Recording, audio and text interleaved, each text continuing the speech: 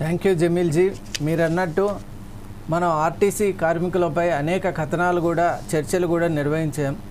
ముఖ్యంగా four sides TV యొక్క ఉద్దేశం ఏమిటి అంటే కార్మికులు ఎక్కడ కూడా ఇబ్బంది పడరాదు, కార్మికుల యొక్క రక్షణ సంరక్షణ అనేటువంటిదే ప్రధాన ధ్యేయంగా మనం ఎంచుకున్నాం. కాబట్టి మన టీవీ ఛానల్ ద్వారా మనం అటువంటి ప్రోత్సాహం ఇచ్చేటువంటి నేపథ్యంలో ఈరోజు మనం చూస్తున్నాం. రెండు విధాలుగా ఇక్కడ మనకు కనిపిస్తున్నారు. ఒకటేమో రిటైర్ అయినటువంటి వాళ్ళకు కావాల్సినటువంటి సెటిల్మెంట్స్ కూడా ఇంతవరకు ఏవీ కాలేదు.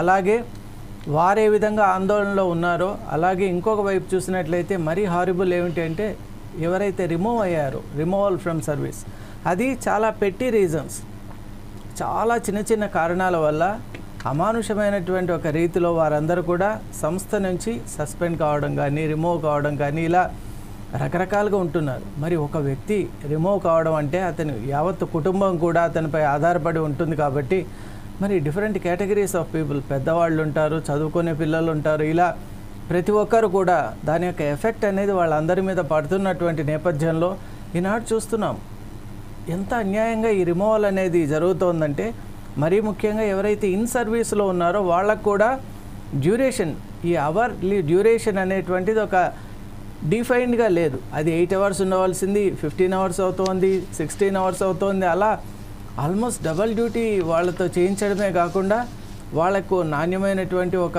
వసతులు కానివ్వండి, వాళ్ళకి కావాల్సిన మౌలికమైనటువంటి సదుపాయాలు కానీ ఏ విధమైనటువంటి వాళ్ళకి ఆధారం కూడా లేని నేపథ్యంలో ఇవన్నీ లేకపోగా వాళ్ళపై కనీస మానవత్వం కూడా చూపించకుండా మరీ ముఖ్యంగా మహిళా కార్మికులు, ఉద్యోగులు ఎవరైతే ఉన్నారో వారి విషయంలో కూడా ఎటువంటి ఒక మానవతా దృక్పథం కూడా లేకుండా వ్యవహరించడం అనేటువంటిది చాలా బాధాకరం అని అనిపిస్తుంది. కాబట్టి ఈరోజు మనం అందరూ కూడా ఈ విషయాన్ని చర్చించాలి. అసలు ఆర్టీసీలో ఏం జరుగుతోంది?